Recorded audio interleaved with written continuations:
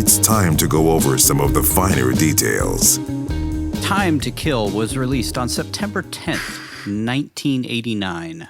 I think it was premiered at like Cannes. I can't remember. There was like a full wide release, but I didn't write it down just because it's from an Italian studio, so there's like no information whatsoever on this thing, such as I could not find a budget or box office at all. Like no reported earnings whatsoever. That's the first time that's ever happened in all of the stuff that we've covered on this show, which is kind of crazy. But I guess maybe in Italy they don't have to disclose that stuff.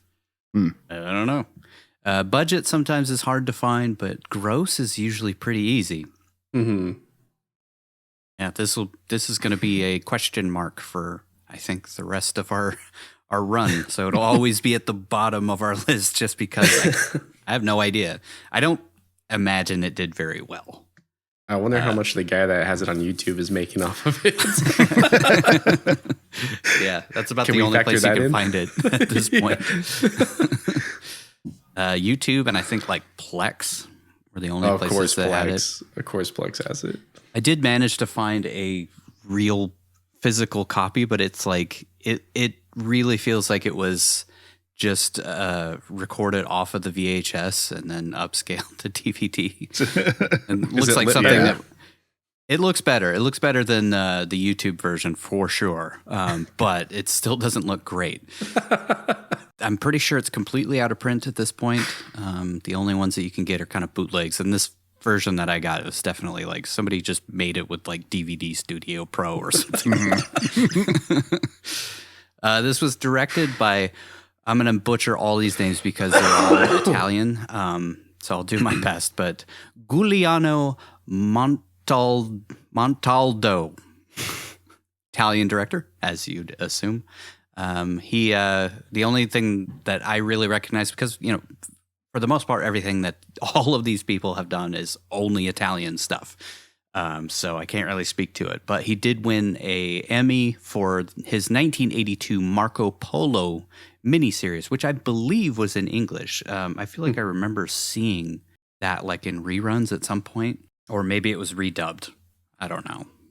But so there's that. Okay. Written by Furio Scarpelli. Who is actually, aside from Ennio Morricone, is probably the most famous person in this entire production, aside from Cage, of course. He has 3 Oscar nominations and co-wrote The Good, the Bad, and the Ugly. Dang. Like a Sergio Leone guy. Also co-written by Paolo Virzi. Hey, that's the guy from Friends. Who recently shot a film called The Leisure Seeker with Donald Sutherland and Helen Mirren. So he kind of just recently jumped over and did his first U.S. film, but largely has directed in Italy, of course.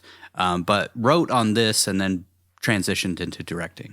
And then was also co-written by Giacomo Scarparelli, who is Furio's son. So, Good, the Bad, and the Ugly guy, his son, did a little bit of writing, but it didn't look like he went very far with it, not like his dad. But it is based on the book Tempo di Uccidere by Ennio... God, just the comedy of errors, just trying to pronounce any of these names. I did not take Italian in high school. Ennio Flaiano. I don't know how to fucking say it. Flaiano. Flaiano. Flaiano. That sounds close. Yeah. He tragically passed in 1972. One of the only books to ever deal with Italy's colonization of Eastern Africa. One of the only ones to really like document the misdeeds of the Italian army was this film, which was also, the book was also translated to Shortcut in English, which you'll see in the credits. It credits it as Shortcut. So when it's translated to English, I guess.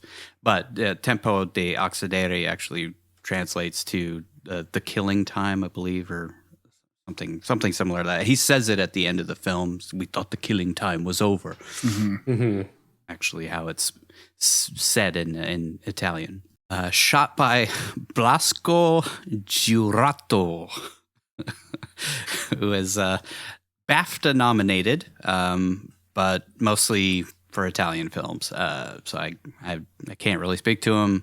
Same with the editor, who Alfredo Muschietti, who also did mostly Italian films. All of this just to get to the guy who made the music. Honestly, like, I don't know who the fuck any of those people are. Good, the Bad, and the Ugly guy, I guess I sort of have a connection to, but not really. But the music was done by the legendary composer Ennio Morricone, who's famous for his work with Sergio Leone, with the Man with No Name trilogy, which are For a Few Dollars More, The Good, the Bad, and the Ugly, and why am I blanking on the other one? Anyways, those Clint Eastwood spaghetti westerns. He came over and filmed in Italy. Oh, yeah. I forgot they filmed them over there. Yeah. All of those, like, famous Old West films were all shot in Italy, which is funny. Spaghetti Western. Spaghetti Western name. Yeah. But I forgot he shot those ones over there. The Eastwood ones, yeah. He also recently, before he passed, worked with Tarantino on The Hateful Eight, which he won an Oscar for, which is crazy. He had previously been nominated 5 times for an Oscar and had won one, but it was an honorary Oscar, which are kind of like, lifetime achievement awards, really. It's participation trophy Oscar. Yeah, unfortunately. Which is funny, like Charlie Chaplin got one of those too. So I don't know. It is an honor, and I think it's. No, I'm being a way reductive. It's not. It's not a participation trophy. It is a way to like honor people, especially people who've been passed over for Oscars their whole life. Yeah. It's like I think Lynch also won one. We talked about on Wild at Heart that he had won an honorary Oscar. His name being in the credits is really the only reason that I ever was like interested in doing this film. I wanted to do this in our first season because I was like, what the hell? Ennio Morricone worked with Cage in an Italian film in Italy. Like, what the heck is that? So turned out to be not so great, but whatever. The music was good. Yeah, the music was good. One of the main saving graces. I don't know. I felt like it was an interesting film. Yeah. Honestly, it took some twists and turns that you're just not expecting. Yeah. So yeah, it's worth a watch, but probably not worth a rewatch. How about that? No.